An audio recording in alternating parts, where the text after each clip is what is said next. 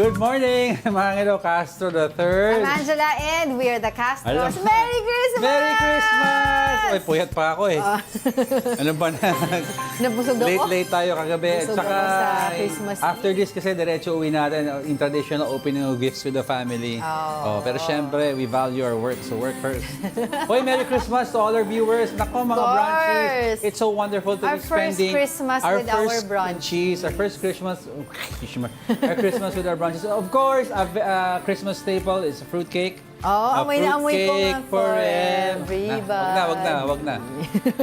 Baka mawala yung saya ko ngayon kasi Pasko. Ganda ng shirt mo ah. Ganda na. Merry ang vibes ng Pasko. Of course, yan ang ating theme this year. Oo, pero kahit Pasko po, tuloy-tuloy po ang countdown natin because we're serving you news in a countdown. All that before your second cup of coffee. This is Brunch, Christmas episode.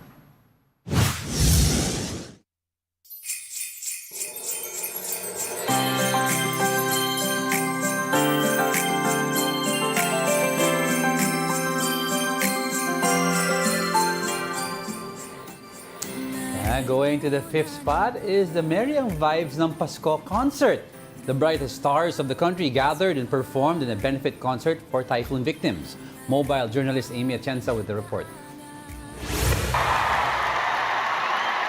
The MVP group of companies gathered as one to make Christmas extra special with Merry ang Vibes ng Pasko, the MVP group Christmas party held at the Smart Araneta Coliseum. To kick off the special event, Manny V. Pangilinan himself gave his welcoming remarks, graced by face-to-face host Karina Sanchez.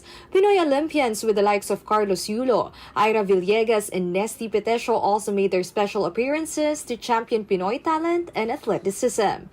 Further, Media Quest celebrities went all out for a talent competition for the fans. Masaya pa rin, syempre. Of course, it's the season of giving and love, so happy lang. The Itbulaga family and the Will to Win family added more fun in the celebration with song performances and prizes handed out to the audiences. Various news personalities with the likes of frontline anchors Cheryl Cosim and Julius Babaw also made their appearances as presenters of the party.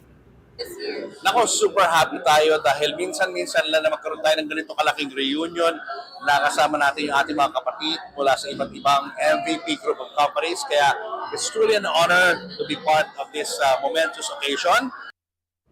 Aside from the concert, fans also enjoyed different booths under the MVP group of companies. There were also meet and greet areas that gave the fans a chance to see their favorite athletes during the event. As Christmas comes nearer, the cast of the Metro Manila Film Festival Entry the Kingdom invited the fans to watch the action-adventure film on December 25. A lot of action scenes, very epic, timely for Christmas, timely because of the politics. It's not anything political, but it's something that will make you think. The water. The two-part Christmas special will have its final telecast on December 22, wherein proceeds will be given to typhoon survivors across the country. Mobile journalist Amy Atienza, we are One News. Of course, congratulations once again dito sa very successful concert nga ng Merry ang Vibes ng Pasko ng MVP group. Yeah, may pinaka. Ayan, meron ka ng pinakahabol. So nandyan tayo nung gabi na yun, talagang star-studded nung occasion at saka very meaningful. So congratulations. Congratulations. Alright, let's continue with our countdown. The Alagang Kapatid Foundation is giving Christmas gifts in different parts of the country. To get to know more about this, we have Alagang Kapatid Foundation Executive Director Menchi Silvestre joining us today. Good morning and Merry Christmas, Miss Menchi! Good morning and merry vibes ang Pasko. Sa araw na ito sa atin, of course, DNA, Merry Christmas to you both. Yes, the DNA. The DNA, Jeko. Maganda yan, Miss Menchi. Oh, Miss Menchi. We'd like to ask you, saan tayong huling nakapagbigay po ng pamasko sa ating mga kapatid? Okay, I think the very last na ating paghahatid ng Pasko was with the homeless. Yung mga homeless in Metro Manila, nakapaglibot pa po ang team ng Alagang Kapatid Foundation. And actually, magre-resume pa kami bago magbagong taon. Dahil meron pa rin namang dumarating na mga regalo. So, pwede pa kami maka-last round before New Year. But since yung sunod na bagyo, we're confident na sabihin that we were able to give hope and to give at least a reason to celebrate Christmas to around 15,000 families from Luzon up to the Bicol region. Right. Pero ano-ano po ba, Miss Menchie, yung mga Christmas gift na binibigay natin sa ating mga kapatid? Okay, of course we have the usual Noche Buena pack. So ito yung mga simpleng, madaling lutuin kasi even the homeless man, mahirap naman magpasta ka pa and all, ano. So talagang sa kanila, the simpler it is, yung basta importante may mapagsasaluhan. So meron tayong simpleng Noche Buena pack, meron din tayong yung noodles, of course, and para sa mga very special, para sa mga natunugan nating mga kapatid dito in Metro Manila, what we prepared are starter kit. Okay, so meron itong mga blue jugs na lalagyan ng tubig, merong plato, baso, pitzel, para talagang starter kit na wala ang lahat sa kanila nung sila'y masunugan. So merong panimula. Yan po ang ibinigay natin. And again, magtutuloy ito hanggang after New Year. Tutungo naman tayo doon sa recovery project naman natin. Oo, it's good that you mentioned nga po yung mga nasunugan po dun sa Tondoy kasi talagang kawawa sila at magpapasko pa. At least hindi po sila nakalimutan ng Alagang Kapatid Foundation. Pero taking this opportunity na rin, Miss Menchie, to ask you, yung kamusta naman po yung pamimigay po ng Alagang Kapatid Foundation ng tulong po dun sa mga nasalanta naman po ng baha nitong mga nakaraang buwan? Okay. Of course, yung ating immediate response natin doon, kaya naglibot agad-agad ang ating mga teams. We had teams in the Bicol region, we had teams in Northern Luzon, we had teams in the Aurora, Isabela, coastal municipality side. So talagang yung ibang mga lugar, naka-second round pa tayo, in Cagayan, nakapag-third round pa tayo, nakaabot pa tayo sa mga isla in Quezon. Yung mga talaga facing the Pacific Ocean, na ikot po natin yan. And as we sa pagsalubong natin sa bagong taon, itong 2025, kailangan kasi yung panimula na nila ang ating pagtutuunan ng pansin, and that's why we're very grateful doon po sa lahat ng suporta doon sa Merry ang Vibes ng Pasko. And doon sa mga susuporta pa, please, we welcome your help kasi recovery project. Anong ibig sabihin nito? It's either we will try to restore yung dating pinagmumulan nila ng kabuhayan. So kung sila'y magsasaka, susubukan natin ibalik yung kanilang kabuhayan bilang magsasaka. Kung hindi man, we will try to provide an alternative source of income. Kung talagang bumalik sa pagsasaka, or another member of the family can probably help yung father na magsasaka o yung tatay na mangingisda. So, alternative na kabuhayan para kapag yung magsasakang ama o yung mangingisdang ama ay na-disable, kumbaga, ang source of income, ay merong ibang member ng family na kumikita pa rin. That's right. Ms. Menchie, of course, we're approaching the new year, and based on yung mga learnings natin itong last year and all the calamities that hit us, ano po ang magiging ngayon goal ng Alagang Kapatid for 2025? Okay, ang ating goal for 2025 talaga nakatuon sa dalawang bagay. Una, bangon kapatid, pagbangon. Ito talaga ang pagtutuunan ng gusto kasi we cannot be just present during their crisis and not be able to help them during their recovery. So yung pagbangon. So of course, tuloy yung kapatiran natin. Ito yung mga bloodletting projects natin. Ito yung mga nangangailangan ng maliliit na tulong na pwede naman nating tugunan in partnership with other agencies and our donors. So these two, isa-strengthen natin for 2025, pagbangon, of course yung kapatiran, again, with focus on livelihood restoration. Again, Miss Menchie, para po dun sa mga kapatid natin na interesado mag-donate po sa Alagang Kapatid Foundation, saan po sila pwedeng mag-donate? Okay, please drop us a line or two dyan sa Facebook page na Alagang Kapatid Foundation Inc. Nandiyan po ang ating mga contact details. Your company or your community or your family wishes to support one of our recovery projects or one community na sa tingin ninyo kung mag-partner kayo sa amin ay mas makakatulong tayo, we're welcome to partnerships. Of course, kung kayo naman po'y mag-isa at may extra kayong blessing ngayong bago magsara ang 2024, andyan din po yung ating mga contact details, yung ating mga bank details, at welcome na welcome po kayo to donate. Any amount will do. Dahil pag nagsama-sama natin ang inyong tulong, napakaraming pamilya pa po ang ating matutulungan at mabibigyan ng pag-asa. Alright, on that note, maraming salamat po muli sa pagsalo sa amin dito sa Brunch. Thank you so much and Merry Christmas! Merry Alagang Christmas! kapatid. Merry Christmas! Yes Jenny! po. Yes, thank you. Yan po ang ating nakausap. Salamat. Opo.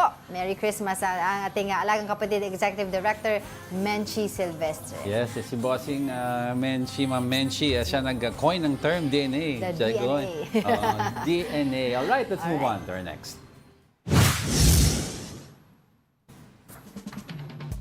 Now on our top 4.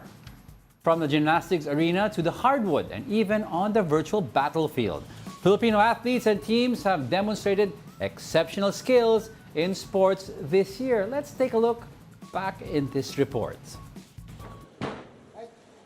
2024 has been a banner year for Philippine sports, with its athletes and teams showcasing unparalleled excellence across various disciplines. Beginning with our golden boy, Carlos Yulo. He clinched 2 gold medals in the floor exercise and vault categories of the gymnastics in the Olympics in August. Yulo is the first Filipino to win any medal in gymnastics and only the second Filipino to ever win a gold medal. From gymnastics to basketball, Filipinos continue to make history in sports. Gilas Pilipinas delivered a masterclass in determination at the 2024 FIBA Olympic qualifying tournament held in Latvia in July. Although they were defeated by Georgia and Brazil, Gilas Pilipinas emerged victorious against the host team. In November, our basketball team also sealed its spot in the 2025 FIBA Asia Cup after an impressive 4-0 performance in the qualifiers. Back in May this year, Alas Pilipinas captured the bronze medal in the ABC Challenge Cup, sparking increased interest in volleyball among Filipinos. They reasserted their mastery over Australia at the fabled Rizal Memorial Coliseum in Manila. The victory also marked the country's first medal in an ABC-sanctioned tournament since joining the Confederation in 1961. But it wasn't just in traditional sports. Esports are also thriving in the Philippines. Fnatic Onyx PH was named M6 World Champions after their commanding victory over Indonesia. Earlier this month, the team secured the coveted title of the best Mobile Legends Bang Bang team in the world. This marks their first ever world title and the 5th championship for the Philippines. Oh, truly, This this year, year no? talaga, This year marked a oo. lot of success in terms of sports. So, we, of course, This is our year Kalaluyo, for sports. Yulo, and of course, we also have yung mga e-sports teams natin. Yes. They're doing very well. The Gilas Pilipinas sa mga window qualifiers, we won pa yan. against New Zealand, which is a team that we have. Well, for the last few years, hindi natin matalo-talo. So, hoping na next year naman, we reciprocate the same success that we have this year. But we're in the right step. Right direction pala. We're in the right direction. Congratulations ulit sa ating mga atletang Pilipino. Okay, all right. We're just getting started, mga kapatid. More of our top 10 news when Brunch returns. Keep it here on One News.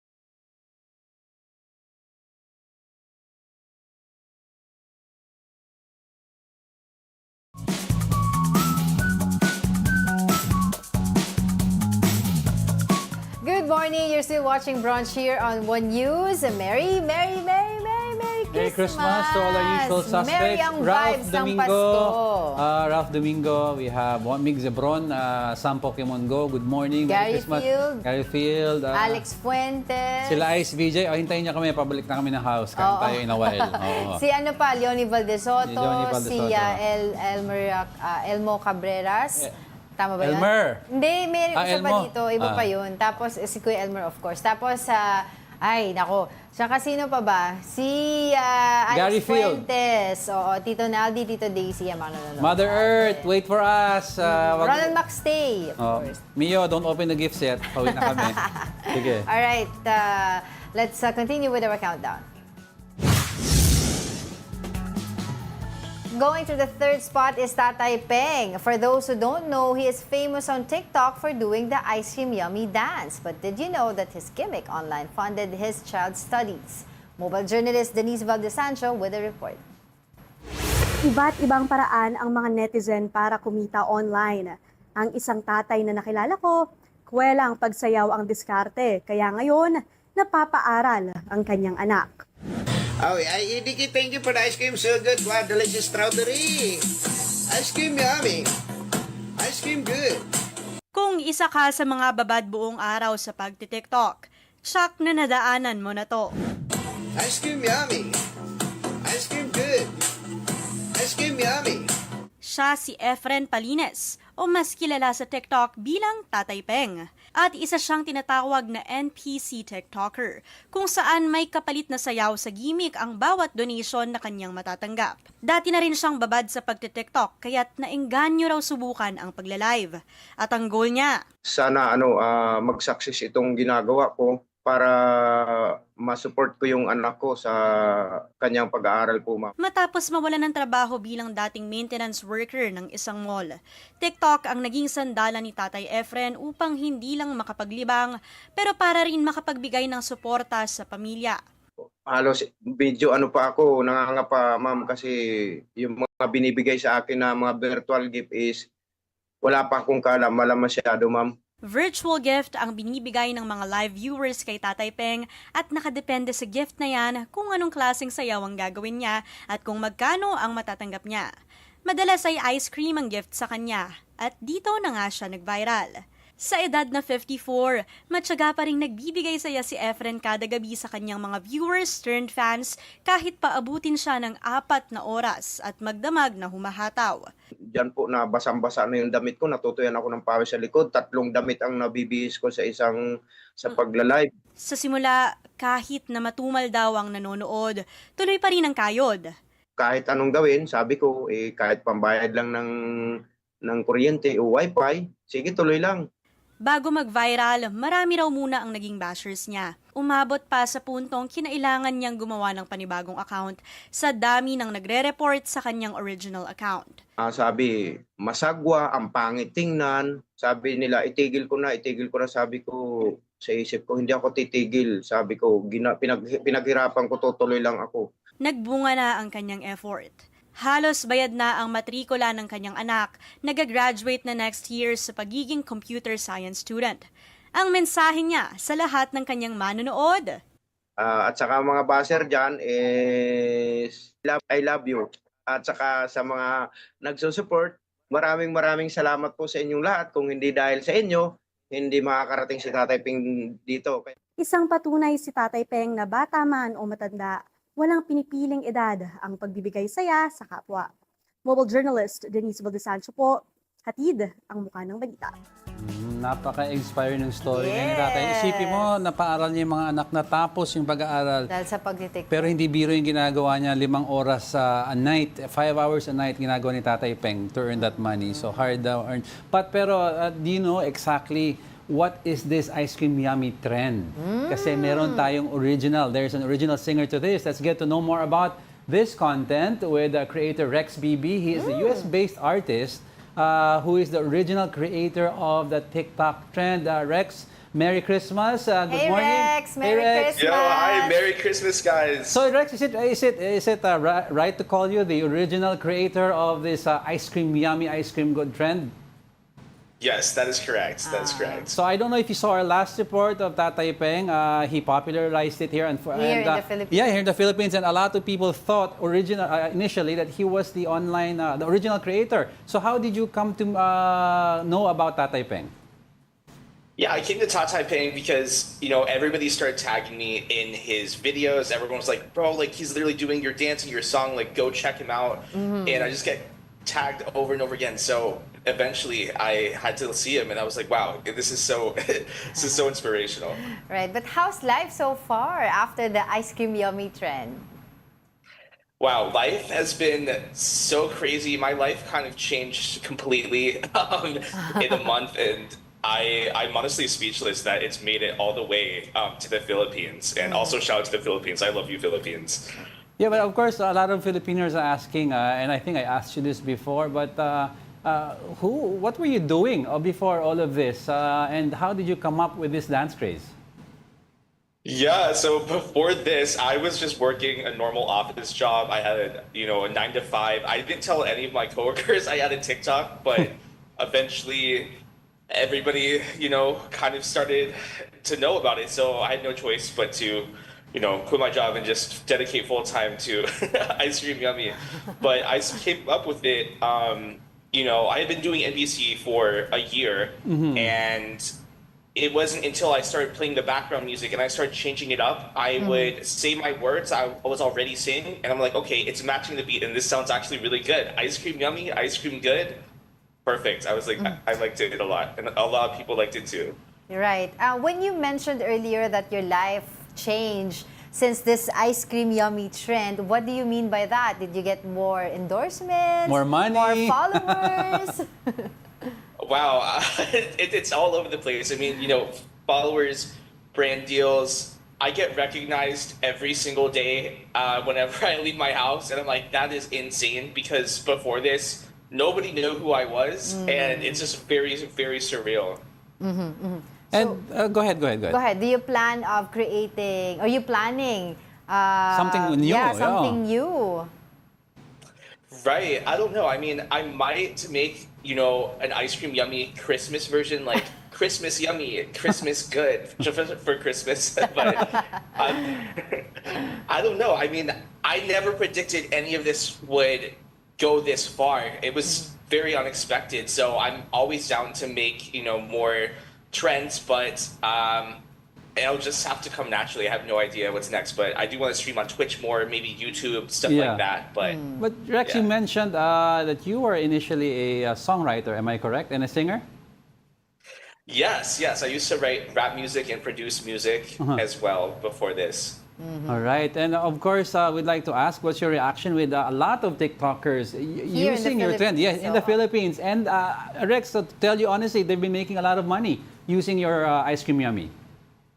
I think it's really, really beautiful that, I don't know, I never thought anything that I created would have such a global impact. Like, that's so strange to see. And if it can make somebody's life better, I'm so happy to hear that. That's really, really great. Well, since you are loved here in the Philippines, do you plan of visiting us? Yes, absolutely. I would love to come make a trip soon. Maybe a collab with Tatay Peng, because he seems like the sweetest guy. That would be great. Yeah, and maybe give you some Filipino sorbetes or Filipino ice cream, and you can do a ice cream yummy Filipino version. All right. But of course, Rex, since you are here, we have to ask you for a small favor.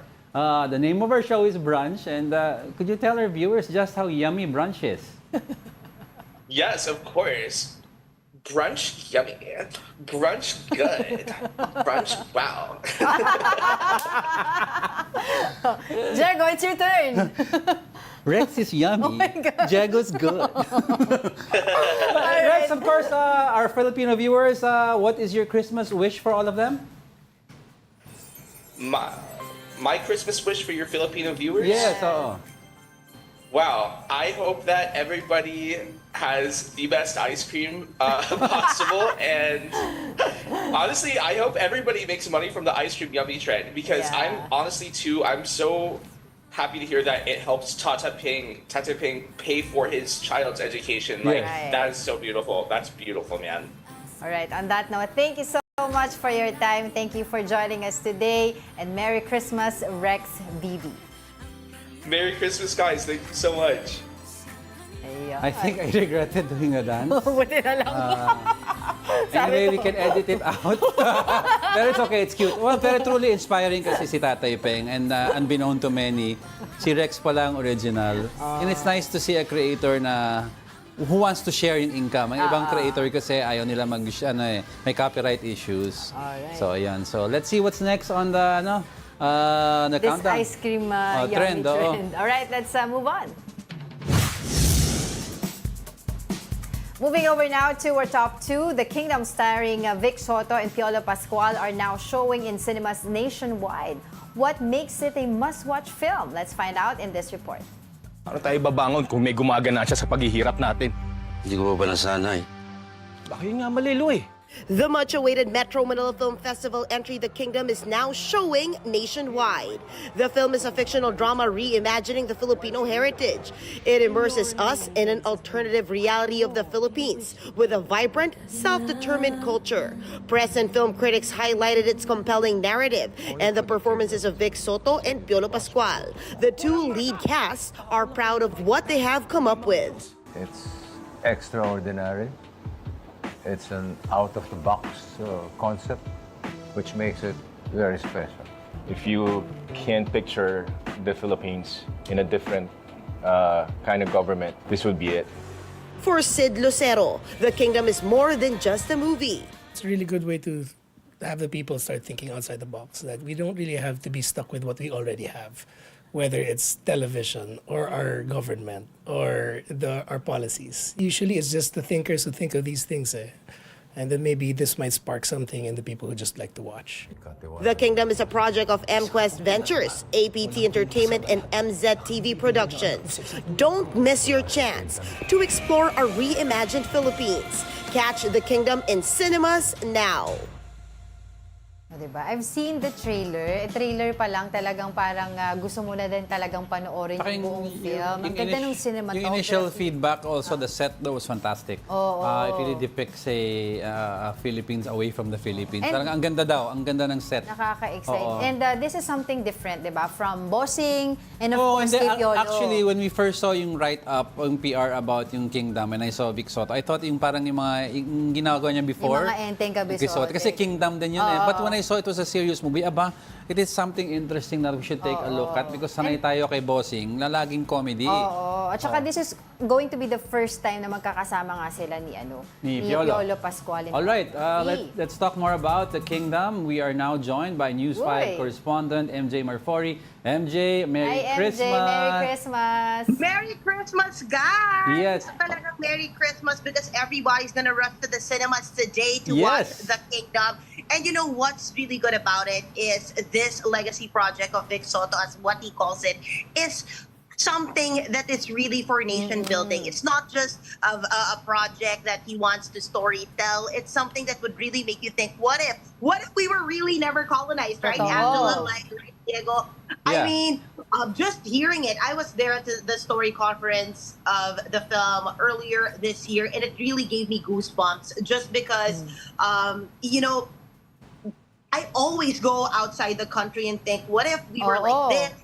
Never colonized, and finally someone is really, you know, in it, like APT Entertainment, MQuest Ventures, and MZTV Productions, which is boasting Vic Soto's production company. This is his comeback, and it's really going to be with a bang. Everybody's so excited to see a serious side of him because we just see snippets of it during the Lenten special, Bulaga, right? So we're so excited to see him in this light, and of course by a spectacular performance by the ensemble cast. You do have Christine Reyes there, Sue Ramirez, amazing actors, Piolo Pascual, of course, who's gonna be yung tagalabas, taong labas nga rito, as we call it, yung tulisan.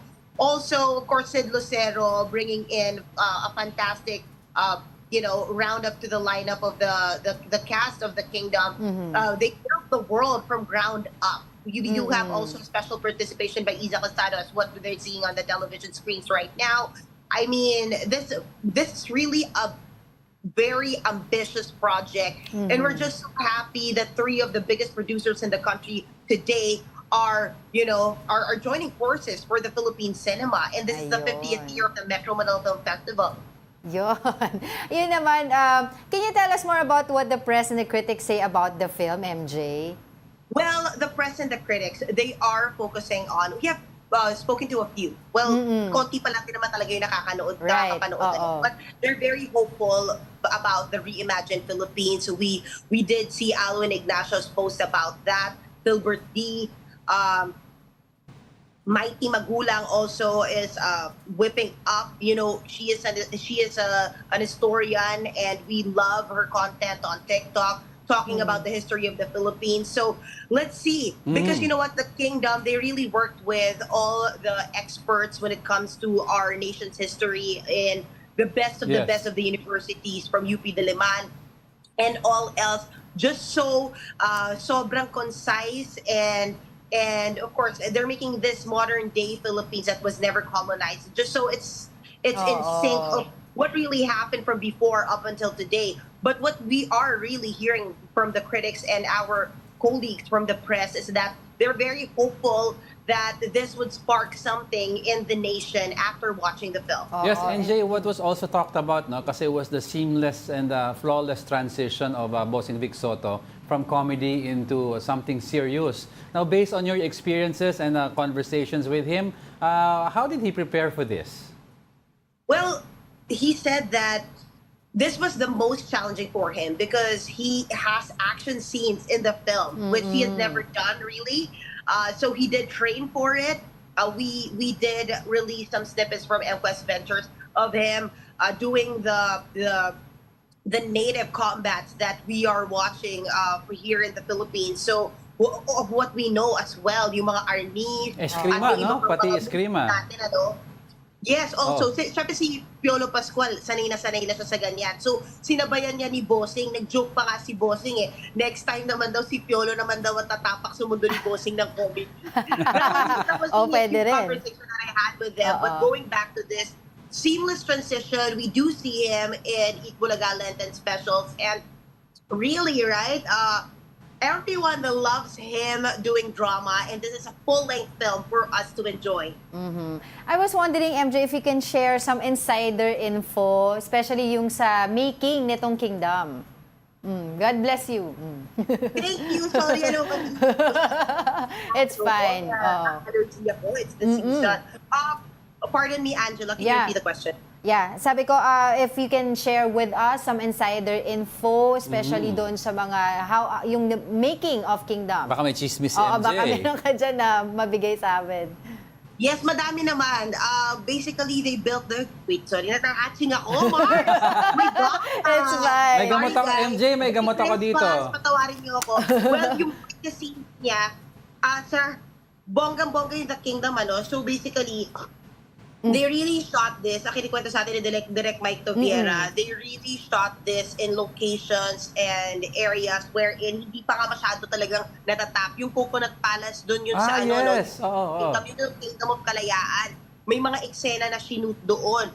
Kay Papa P talaga, syempre, of course, we did go to some rural areas na talagang talagang apt for the roles and the scenes. Pero yung pinakamaganda nga rito, yung mga behind the scenes niya is pati yung alibata. Alam nyo ba na kung hindi tayo nasakop, sun worshippers pala tayo. Yung pala yung mga pinaniniwalaan natin. So parang as we go along the behind the scenes of this and watching this film, we learn more about ourselves, diba? How can we be better? And for you, MJ, siguro ano yung pinaka-selling point nitong movie na to? Bakit ba dapat to unahin ng ating mga kababayan sa panood ng kasama nga dito sa Metro Manila Film Festival? Well, from light to deep, diba? The lightest would be that's Bossing Vic Soto and Piolo Pascual. Diyan, di ba? Siyempre sa Takilya, mapapanood natin ang tampalan nila first time ever with a powerhouse cast, powerhouse production, but also yung pinaka talagang bongga dyan is because the story is the selling point, the content, the meaning behind the film is what really is the reason bakit natin to kailangan unahin. It is for the family. alam mo, pag pinag-usapan mo to, it is a film that after you go inside the cinema would leave you having more conversations with the people you're with, saying that, yeah, what if, di ba? What can we do to make the place a better country? What can we do, di ba? Kasi puro nire-imagine na tayo di ba? Tinuruan na tayo. Parang talagang nag-i-inject na siya more than the drama, the family drama of this. Diba? It teaches you so many things about yourself, and you want to leave the cinema inspired. And that's what The Kingdom is gonna give you. No, based on the trailers that we are seeing right now, MJ, na talagang napakalaking production nito, do you think based on your conversations with them, with the cast and crew, mga ilang buwan nila pinaghandaan tong movie na to? Ilang buwan nila to shoot? Oh, this is years in the making. Yung storya na to. It's years in the making with APT Entertainment, direct Mike Toviera. He has to really, before pandemic pa naisip niya to, and then he threw in the idea to our MQuest boss, of course, girl boss, President and CEO Jane Basas, and alam mo naman yung mata ng ating boss pagdating sa mga storya na ganito, di ba? And they only had Piolo Pascual and Vic Soto in mind. Kung hindi mag-oo yung dalawang yon, hindi matutuloy yung pamilya na to. Yung pelikula na ito, at syempre, itong nabuo nilang samahan. Pero dahil nga umuo yung dalawa, kinasalan nila to this year. They've been working on it since early this year in terms of production, and buti nag-align lahat ng schedule ng ating mga bida, no, para talagang gawin itong pelikulang The Kingdom. And this is it. This is Ika it, nga. Alright, on that note, today. Oo. MJ, Merry Christmas, ha? Merry Christmas! Yung pamasko ko, guys. Sorry kung naistorbo ka namin sa gitna ng Christmas celebration, but you can go back to Actually, eating. hindi nagkatrabaho ako, guys. Kasi unang araw ng MMFF. Talaga hindi tayo susuko. Iikot tayo ng mga sinihan. Tama, laban lang. Sige, laban. Kaya ka bumabahing na ako. Di ba? My gosh. Alright, thank you so much. Merry Christmas. Thank you. News 5 correspondent MJ Marfori, for that report. Okay. Ay nako, MJ, it's always sarap kausap na ng dami niyang insights. But don't go away, guys. We're not done yet. Stay with us.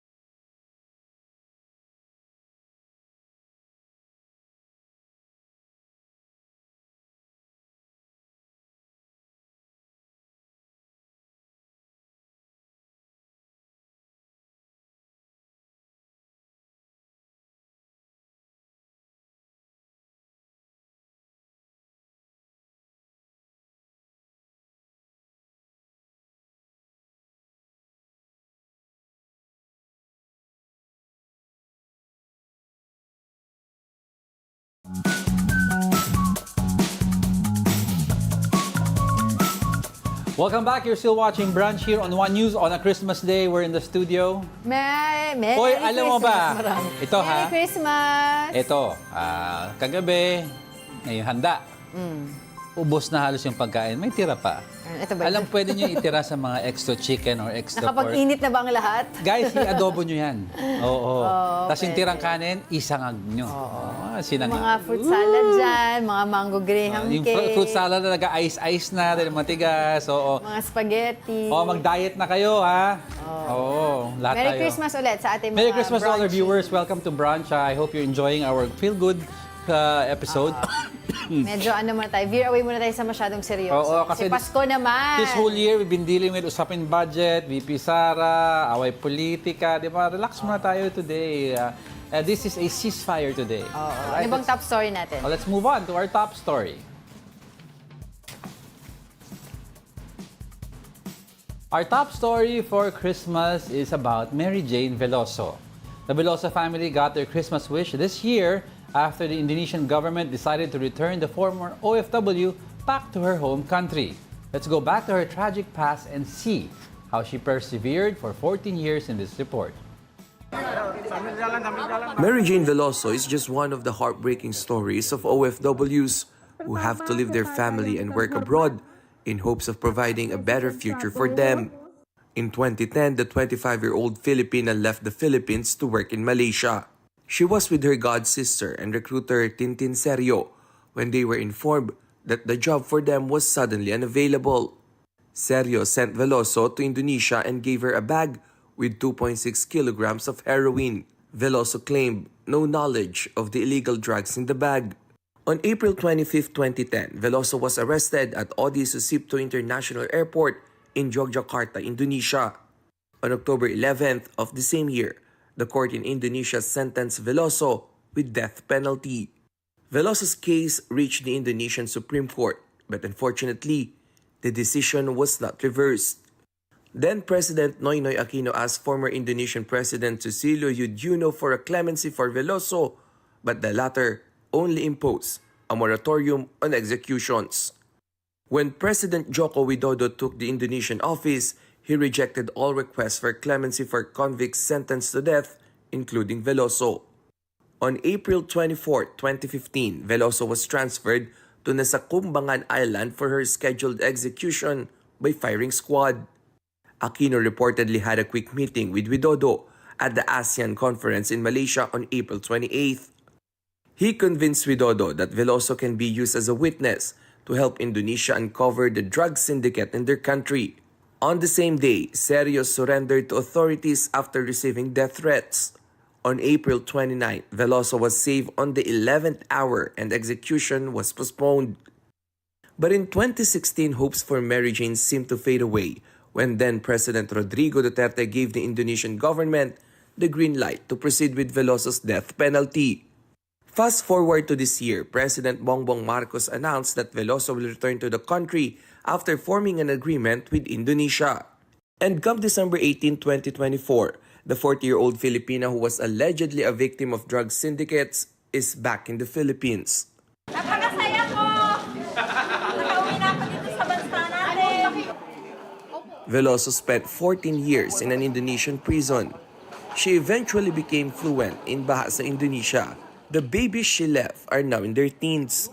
Despite experiencing hardship and frustration and narrowly escaping death, Veloso keeps optimistic about her future. Si Mary Jane, may apo na, di ba? Oo. Pero it's to dun sa note pangalan na niya. yung phone calls ni President Benigno Aquino who broke protocol Oo, to pinag-uusapan save. na natin yan dito. Alam mo, Broke diplomatic protocol. That's what the term is. actually, si Mary Jane Veloso was already binihis na siya for her execution. Kasi 11th hour. Yung execution nila, meron silang uniform na sinusuot and they already changed her to that in preparation for the firing squad. And they were, I think they moved her already to the holding cell before they transfer her to the firing squad. But because of the successful calls of the late President Aquino to the foreign minister of Indonesia, na-convince nila na wait lang, if you don't allow us to get testimony from Mary Jane Veloso and stay the execution, baka the bigger fish mawala sa atin.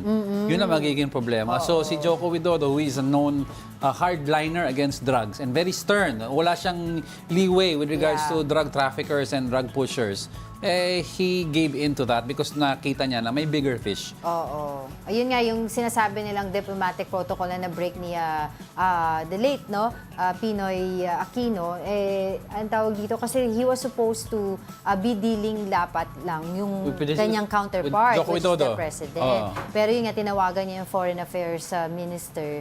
At sinabi nga nung minister na to, sige, i-relay ko to agad. So yun, dun na stop itong execution sa kanya. Sabi nga, di ba, 11 hours before na dapat siya ay mabitay, natawagan nga nito ni President Noynoy Aquino at that time. So fast forward nga, ngayon, after 14 years, nandito na siya ngayon ulit sa Pilipinas. Laki ng mga anak niya. Ang laki na ng mga anak niya. And then, of course, during our reports here, di ba, for the last couple of days, sinasabi natin that she will undergo a 5-day quarantine. Yes. After nun, which will fall under December 24, ay po pwede siyang makasama ng pamilya niya on Christmas Eve. Diba? And then, until then, it's going to be a waiting and guessing game. Bakit? Bakit? Nakasama niya yung pamilya niya kagabi. Yes, sa kagabi, di ba? It will be a waiting and guessing game dahil nga doon sa kanilang hinihingi na clemency from President Bongbong Marcos. Oo, pero alam mo, yung based sa mga naririnig natin balita, President Bongbong Marcos so far left it up to the Board of Paroles, and he used the word it's up to yung mga legal people. Kasi if you use the word legal, then parang clemency might be off the table. Baka dadaanin sa good conduct time allowance or parole in deference to Indonesia, parang in respect to them. Kasi ang clemency or absolute pardon, that's an act of compassion. Yes. Hindi naman... And ano yan, executive branch ang gagawa nito, which is the president.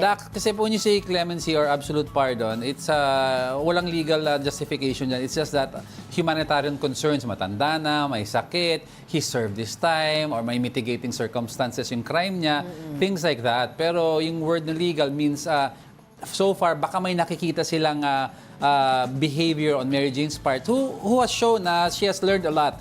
Marunong mag-gitara, marunong mag-piano, marunong gumawa ng t-shirt. So, kumbaga kasi dalawa yan. Clemency mula sa presidente or yung GCTA. GCTA. Diba? Pero yung GCTA kasi will go through a lot of process. So, it will take time. Siguro few more months. And there's no rush naman. I mean, let's take one step at a time because at least... Nararating lang naman niya dito she's no longer in she's no longer in the gallows. Yes. Isipin mo, for the last 14 years, you're living in the gallows, meaning hindi mo alam... Everyday, gigising ka, bibitayin ba ako ngayon? Hindi. Diba? Kasi... ng kapalaran ko usually kasi ang practice nila sa death penalty, they tell you the last minute. And then they prep you, they give you your clothes, last meal, transfer you to your cell. So ang hirap niyan. Grabe, I couldn't... so for now, sinasabi nila wala naman daw hinihinging kapalit ang Indonesian government sa pagbibigay nila back here kay Mary Jane Veloso. Si PBBM mismo nang sabi, wala naman hinihingi. Pero in case daw in the future na merong parang similar case na ganito... We remember their good deeds. Diba? Yung reciprocal deal, diba, in the future. Kumbaga, an eye for an eye, tooth for a tooth. Kaya nga, diba, yung iba... We gave you a prisoner, you give us back one in the future. In the future. Pero yun nga sinasabi doon ng iba, hindi daw nila, kung ba maiwasan mapagkumpara itong sitwasyon ni Mary Jane Veloso doon sa Bali 9 na napauwi sa Australia. Itong Bali 9 na to, yun yung mga nag-smuggle ng heroin 20 years ago. 20 years na sila nag-spend ng time nila dyan sa Indonesia na nakakulong sila. Pero pagdating nila sa Australia, kulang na sila iba kasi namatay sa cancer, iba pinatay. Pagbalik nila sa Australia, free men na sila, ika nga. Pero there will be few more reintegration ng buhay nila sa Australia. But it's totally different from Mary Jane Veloso. Where Mary Jane Veloso, pagdating niya dito, diba, ay diretso nga siya sa correctional institution for women. If you look back at the timeline of the confluence of events and the critical turning points in the case of Mary Jane Veloso, of course, the first break came when the late Pinoy was able to secure yung 11th hour stay of execution. The second turning point, I think, would be the most recent one was the election sa Indonesia, which Nagpalit saw yung kanilang a president na who was more liberal, who was more compassionate, and meron siyang program to be a little less like Kaya nga, di ba? Joko Widodo, who was a hardliner. Kasi ang para context lang sa tao, si Joko Widodo is likened to President Rodrigo Duterte. They have the same stance against crime and drugs. Oo. Kaya di ba sinasabi nila dito, itong nangyari na to ay talaga ang nag-reach out ay yung Indonesian government dahil nga meron silang policy na gusto nilang ipatupad, di ba? Yung mga prisoners nila na matagal na doon for a long time, kung meron naman silang magandang pag-uugali during their stay there, ay pwede nilang maibalik doon sa country of origin. Buti na lang, even nag-green light si President Rodrigo Duterte to execute Mary Jane, the government did not execute her right away. So we would not be sitting here if that happened. So thank the Lord na lang. Pero yun na nga, itong story ni Mary Jane talaga would... lesson. It's a lesson to everyone. Lesson for everyone. Actually, sinabi nga nung kapatid ni Mary Jane Veloso, sinabi daw ni Mary Jane na wala na mag-a-abroad. Dito natin iraraos ang buhay natin. Lesson 1 for the government. Find more opportunities for our kababayans here in our home nation. Lesson for other people there, make sure every time you leave your family, be sure you've secured your life muna and check your belongings. Totoo. Bago iladaan sa airport. Huwag maniniwala sa mga illegal recruiters. Yung mga illegal recruiters, yan. May mga araw din kayo. Okay, with that, guys. Merry Christmas! Merry Christmas to all our brunchies. It's been a Where's my gift? It's been a...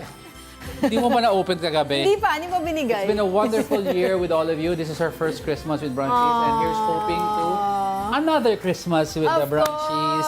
And then after this, you can go back to eating your leftovers, opening your gifts, relax, spend time with your apos, your children, your loved ones. And with that, Angel, ano ang ibibigay natin sa viewers natin? Ito, panoorin po ninyo ang ating Merry ang Vibes ng Pasko music video. Merry Christmas!